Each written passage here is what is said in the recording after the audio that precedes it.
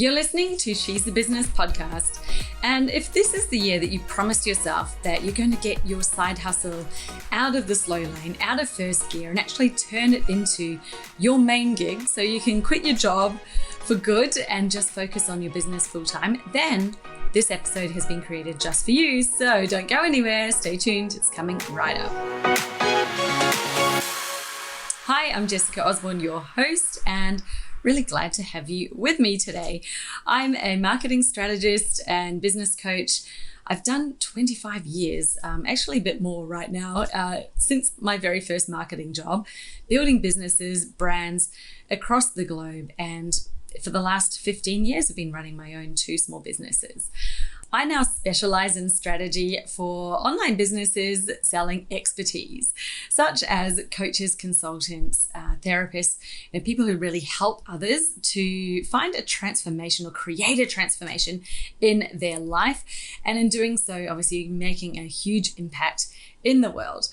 Just love that. Now, I created this podcast to amplify other women's voices in business, for us to be able to hear of other real stories from actual people who aren't the top gurus in the world. They're not the multi-million dollar businesses out there, but real women just like you and I who have been professionals, who've been an employee, who've held those jobs and then have turned to entrepreneurship to create something different and special for themselves.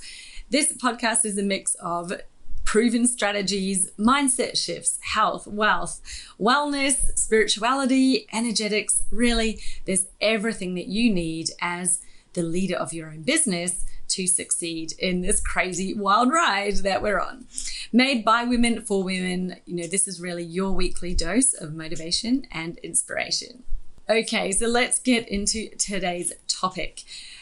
There are 3 critical steps, I think, that really begin this transition for you when you take your side hustle and turn it into your main gig. Now, over the last 9 years that I've been coaching other female entrepreneurs, I've helped many of my clients to do exactly this. So I'm speaking here from experience. I also was that person. I had my first business for 8 years while I worked a full-time, very, very high-powered, high-intensity, high-stress corporate job. And I not only had that business survive with me as a side hustle, but I grew it to the point that it was actually a valuable asset that I was able to sell when I decided to focus full-time on this business. So I'm bringing together a lot of insight, a lot of lessons and learnings, not only from myself, but then also from clients who I've helped come in, make some tweaks and adjustments to their business so that they literally are like, wow, I've got more work coming in than what I need. I'm now able to safely resign from that job for once and for all and just focus full time. I say full time, not meaning you have to work 40 hours a week. Full time for you might be 15 hours. For one of my clients, it was 10 hours a week. That was like, that's all I want to be working, because she had all these other priorities with her children. So when I say focus on your business full time, I mean focus on just the business as your only source of earnings and income, maybe outside of other investments that you may have. And of course, that's entirely up to you. I'm not going to start talking about investments today. So let's get into it. What are these first 3 steps? Well, the very first one, I think the most important, because if you hold on to this and you don't take this step that I'm about to tell you about, then it really doesn't matter what you try to do.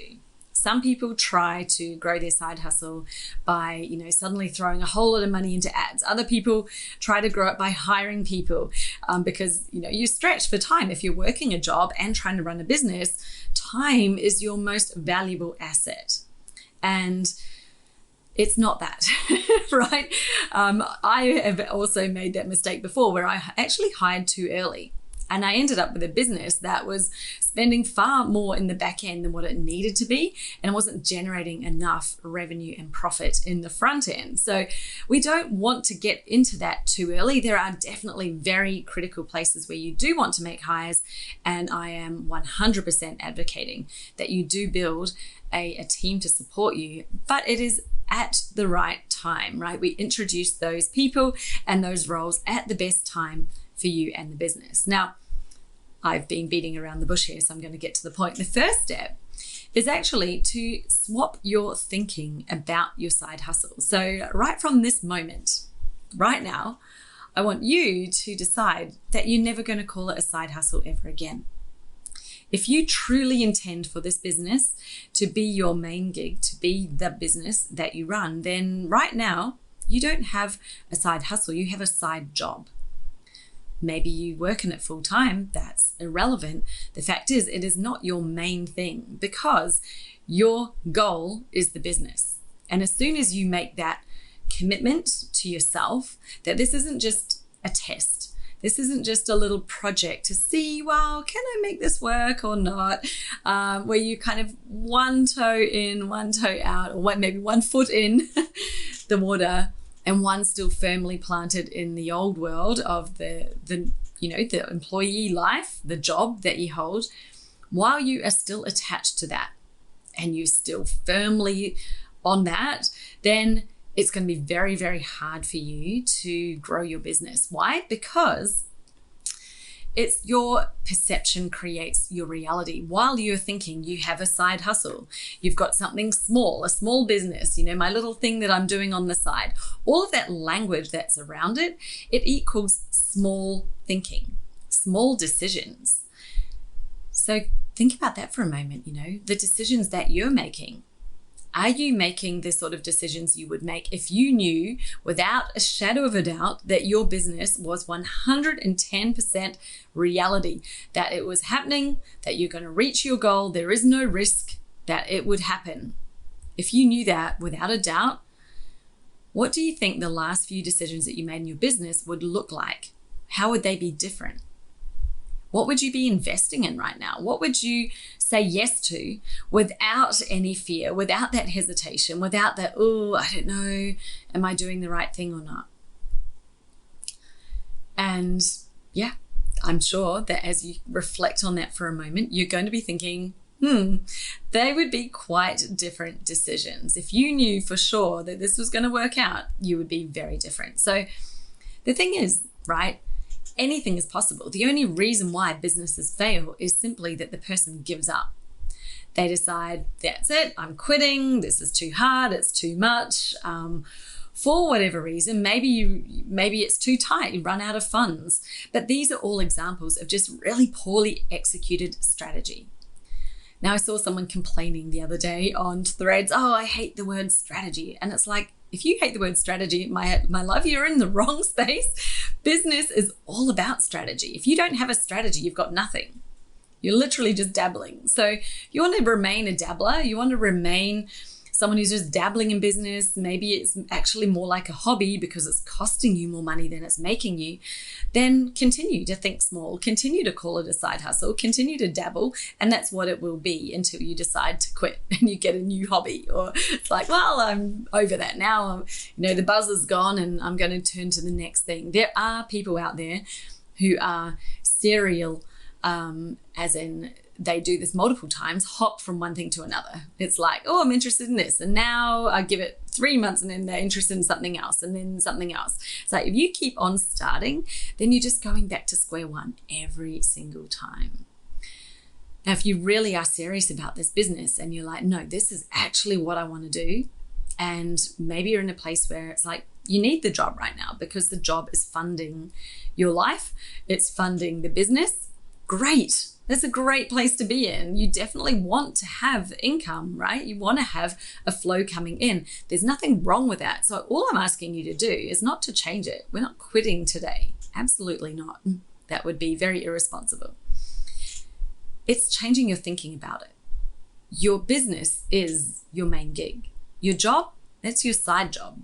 You now have a side job. Congratulations. Well done. Now your side job is what is going to be funding you just until you need it.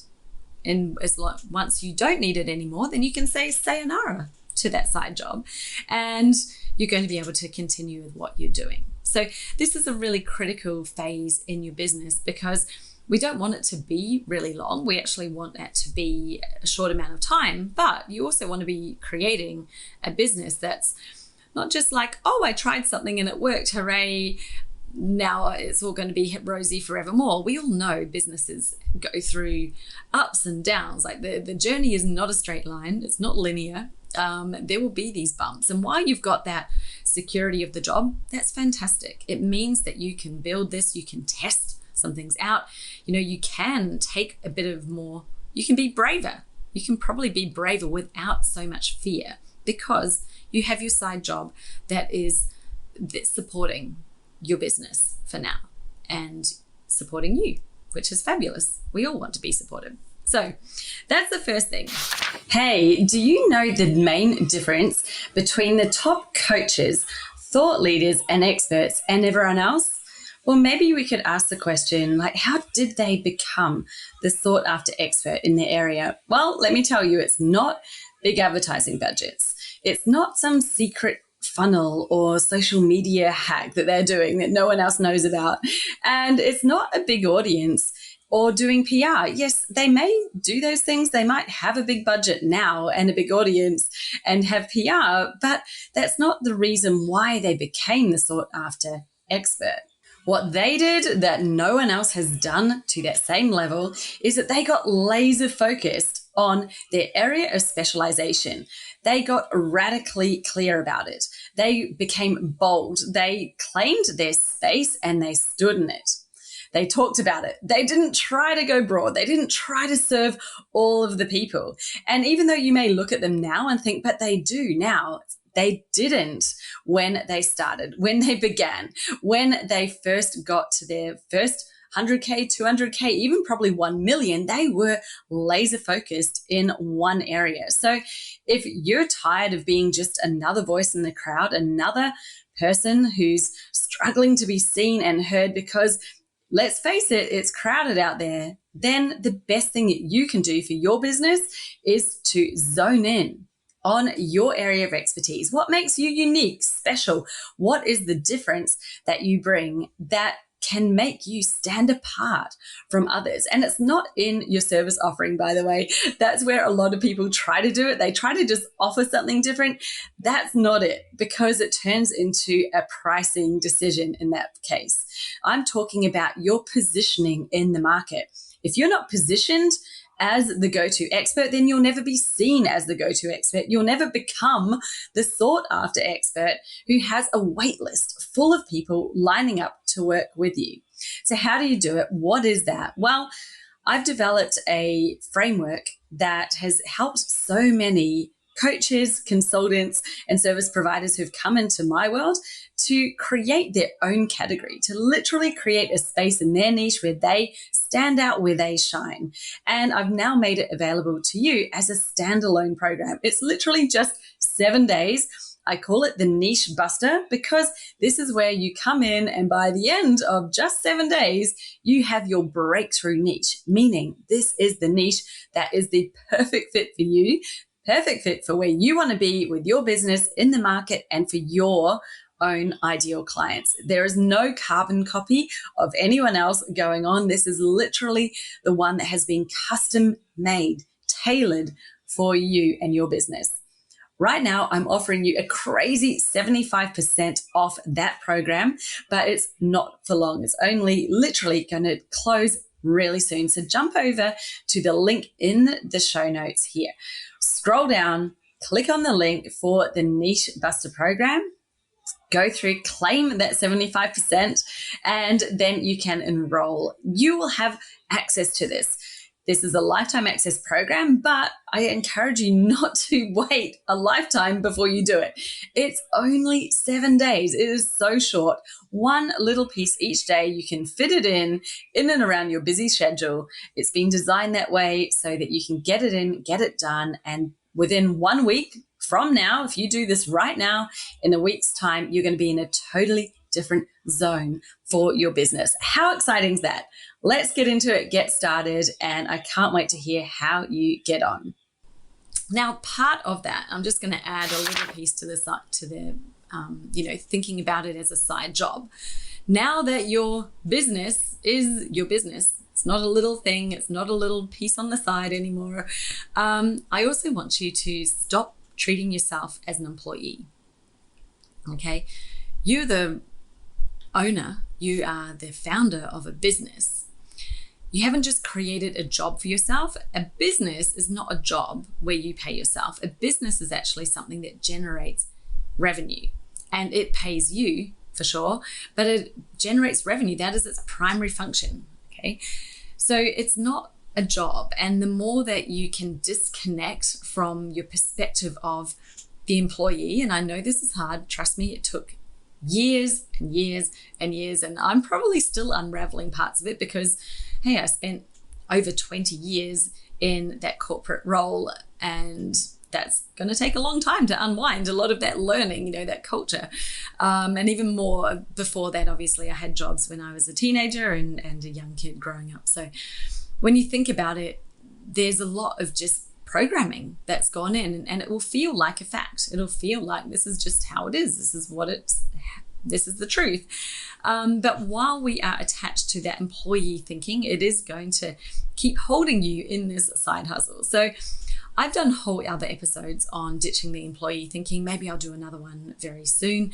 That is an episode on its own. So I'm just going to say to you now, you are a business owner with a side job. You're not an employee. You're not even an employee of your own business, right? You are the leader of your business. Your business is what makes the money, not you. And when it is functioning really well, when you've got a good strategy in place, your business will pay you because it's making profit. So it actually doesn't need to be paying you right now, as we just talked about. That's what the side job's for, right? The side job's paying you. The business is like invest in the business so that you create a profitable foundation in which you can grow from. Far too many people expect the business to pay them from day one, just like a job does. You start working, you start racking up the hours and you get a paycheck. Well, that is not what happens when you build a business. So we just need to delete that out of your expectation, out of your thinking around what a business is right now. Because as long as you're expecting it to do that, you're placing so many restrictions on it. You're placing a whole lot of expectation on it as well. And it will probably cause you to make some decisions that really aren't for the best of the long-term life of a business. While you are thinking about it like it has to pay me now, you're basically looking, how can I get someone to pay me? That's like you've creating a job for yourself. And when you create a job for yourself, it has those same limitations that you have with a job. So why bother? You've already got a job. That's great. You're just creating another job. Now you're doing two jobs. We don't want to do that. We want to create a business that makes money for you when you're not working, as well as when you're working. So that is what I'll leave you with today, just to mull over for a little bit. Have you created just a second job for yourself? And right now, are you stuck in this side hustle because that's all you've been thinking about it as? Today, you're getting this chance, and I invite you to decide to step into a place of the business owner who's not an employee, who's actually the leader of a business, who's got a vision, who's got something that you're creating, which is far bigger than just paying you on a weekly basis. So let's move into step 2, because again, it's very related, but you must do step 1 first. If we try to do steps 2 and 3 before you've done step 1, then they're not going to work very well. You're going to still be so limited in your thinking, and that limits the outcome and the decision. So the second step to take your side hustle, turn it into your main gig, is that you've got to make a decision right now. I ask you to make the decision, but the process of doing this may take a little time. You're going to be brave about stepping into your own space. And that means you're going to be okay with stepping away from the known safety of a niche someone else created, of the market everyone else is playing in, following what everybody else is doing, basically being one of the thousands of sheep in the online crowd doing the same thing. There is no such thing as a cookie cutter success system. It is really about you. And if you want to make this business your main gig, where it's not a job, it actually turns into a money machine, it turns into a revenue creator that enables you to buy things, hire people, pay for stuff that generates other people's income. Think of the ripple effects of you growing your business. It is insane how much you can impact the world around you when you grow. When we want to do that, then it is going to take stepping out of that same space where the masses of the crowd are. If you're, think about for a minute when you go to a concert and there's just like, there are the masses in the general admission. And then you look up and there's a few special boxes where people have paid a hell of a lot more money to be in, for sure. But they are different. They've got a different view, a different perspective. They're having a different experience. Sure, they're at the same concert, but it's not the same. And this is what you can do. Think about it like that. You're going to create your own space that you can step into where, hey, now all of a sudden, it's not only somewhere where you can be seen without having to be the loudest or the brashest or whatever. It's actually just because you've stepped away from the crowd. Now you're in a space people can see you. And you do that, and it takes bravery. It does. It takes commitment from you and the decision that, hey, I'm sick of being here in the crowd, in the slow lanes, moving slow, because you know what happens when you're in a crowd. You can only move at the pace of the crowd, following what everyone else is doing all of the same stuff. Well, it's just going to keep giving you more of the same results. So it is a step of bravery. And this is something that, when in my programs, when my clients come and work with me, I call it finding your expert zone. When you define that, it's not just about what you do. It's like, what space of the market are you in? Where is that place that is yours? And you can, with conviction, really own it. Like, you can speak about it. Doesn't mean that maybe you're the only person in the whole planet who does it. Like, that's probably very unrealistic in this day and age because there's so many people, but maybe. I did have a client once. She was trying to figure out what her strategy was, how to position herself, because she had all these different skills. It seemed to her like each one of them would be a separate business. And so she was really stuck in that first gear. I know I use that analogy, but it feels like you're grinding away, trying to get something moving, and you're just not going very fast. And through this process that I took her through, we realized, wow, even though these things are and could be separate businesses and other people specialize in each one of them alone, she's in a very unique place of actually being able to combine them. And so for her unique space was actually stepping into a place where all of them layered together became its own category. It actually became something totally unique that nobody else offered. So often we talk about niching down as getting more specific, like going more narrow on one thing. But in this case, for her, it was really niching up. It was amalgamating all of her specializations and creating a category that didn't exist before. Wow. And that just blew her mind. Now, we've done that. I've actually had multiple clients who've done this. And when I think about just, it gives me like tingles on my cheeks when I think about it. But when you think about the power of creating something that actually doesn't exist right now, that is where visibility comes from. That is where recognition comes from. That's where people go, wow, I've been looking for something like this, but I haven't known which of these different types of people to go to. You're actually combining all of the things I'm looking for, which is great. And it's not by the way, we're not talking about, wow, suddenly got a huge suite of different services. No, that's not what we do. I'm going to get onto the offer in a minute. It's like combining it together to create a very specialized, almost custom offering that your clients are going to benefit from. But they're going to benefit from the holistic piece of it, not from a piece here and a piece over there. Does that make sense? I hope so. It does to me. I hope it makes sense to you as well. I know that if you're somebody who is multi-talented, multi-passionate, a lot of my clients are, you have this same challenge. I know that was me when I started this business. I'd spent 20 years in marketing communications. I'd literally done every little part of it. So whether it was events, PR, whether it was digital marketing, email, advertising, online advertising, like the whole works, right? I'd done it all. I'd also risen up to the point where I was leading the entire department. And I thought, what should I specialize in when I started my business? And I was lost for a good couple of weeks, I think. mulling it over, thinking about it, what part of it do I really like and what's my zone? And what I realized was my specialization was being able to combine all of this stuff, right? It was the combination. So I specialize in a different way. I specialize not by drilling down into one specific tiny part of my expertise, but in what I did and how I combined this and who I was going to help. And the specific part for me was far more about the who and what the goal was, what I'm going to help them to do, than it was about what I was doing. Does that make sense? I hope so. That gives you some examples to have a think about. So we've talked about the first 2 steps.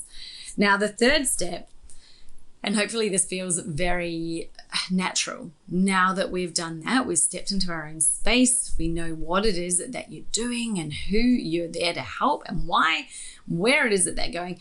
You've got the offer that matches. Now, when we go from side hustle to main gig, it's actually thinking about your offer in a different way. Most people are thinking, how can I sell something, or how can I create something people will pay me to do? Which is that employee thinking for you. Like, what is a job I can do for someone? How can I be paid for an hour of my time or whatever? All employee thinking. So we're going to bin that because that's the way employees think. And you know what happens? You get to the capacity ceiling where it's like, oh, I can't actually earn anymore because there's not more of me to go around. What you're going to do is think about an offer that actually is aligned to this new space you've created for yourself in the market. Like, what does it actually look like? How are you going to support your person from where they are now to where they want to be? Now, maybe you've got some offers that are out there, you're testing them. You might have some people who are signing up with you for certain ones. Most people I've worked with have had a variety of things that they're doing. Some of them are not helping them grow. They literally are the boulders or the rocks holding them down, holding them back, and not helping them to progress. So think about that. What would change for you if you had an offer so powerful that people leaned in? They're like, wow, this is exactly what I need, and I'm in 100%. Now that happens as well when you're positioned in the right place. It's not just about the offer. It's definitely not about price. That is part of, the offer strategy. Obviously, we always need a price, but it's so much more about it being the right fit. Now, once again, I've done many episodes on this, so please go back through the podcast and pull out some of the ones where I've been talking about your offer and have a listen. There are some really great episodes. You won't have to go looking very far. I love to talk about it. We'll talk about it forever. But that's it. So there you go. I hope that that's motivated you to start thinking about your business differently, your side job, how that's funding you right now. And when you get these first 3 steps done, it'll be surprising to you how quickly you can transition from having the side job to actually just being able to clear your diary and focus on your business as the only thing that you need to focus on. That's it from me. Have a wonderful week, and I'll see you back here, same time, same place, next week. Bye for now.